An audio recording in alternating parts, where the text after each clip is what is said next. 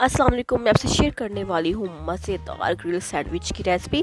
पहले ना हम ग्रिल पैन पे लगा लेंगे ऑयल लगाने के बाद हम एक एक करके तमाम ब्रेड को ग्रिल कर लेंगे। झटपट और बहुत ही कम पैसों में ये सैंडविच की रेसिपी शेयर कर रही हूँ।